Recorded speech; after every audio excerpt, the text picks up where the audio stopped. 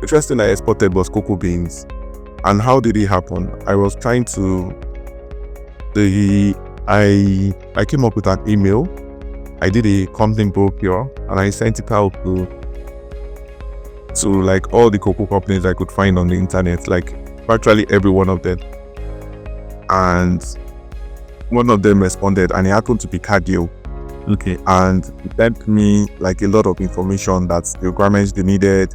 We talked on the phone, but I didn't understand like any of it. Like, it was just strange to me.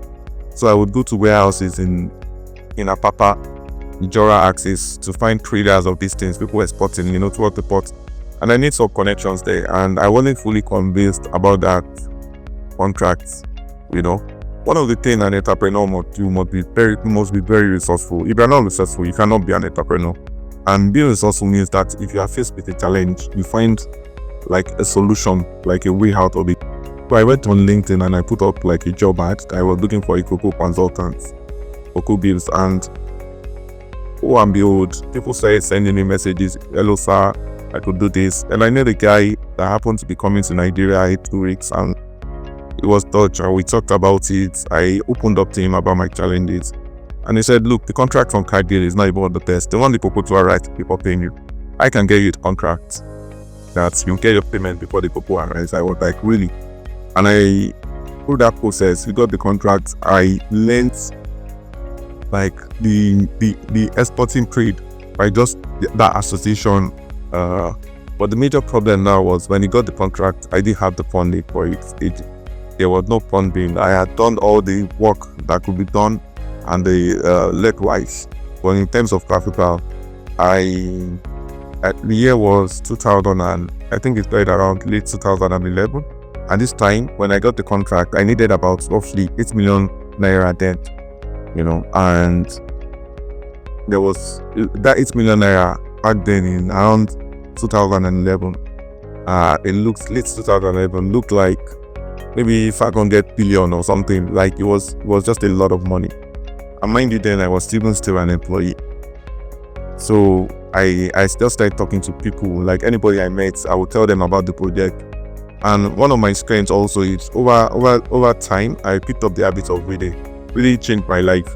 I had come across, I think it was a book or an article by, I remember the woman, a real estate mogul, and she was saying how she always sold things, even in a depression in the US, how she always sold properties. And she mentioned that how something is presented at times is even more important than what you have to say, how you present it.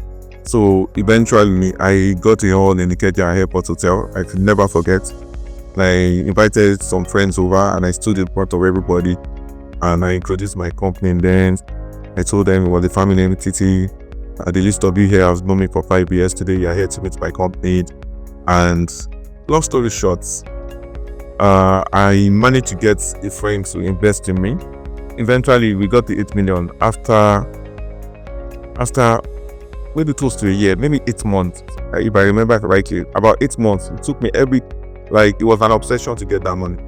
By this time, when I got the money, the cocoa prices, the contract I agreed with the chairman that they got for me, we had signed the contract. But cocoa prices, at the start of the contract, I think I was about to make maybe 10%. But because I didn't have the money, month after month, cocoa prices locally started going up. Eating into my 10% margin, I would check what the cocoa price was.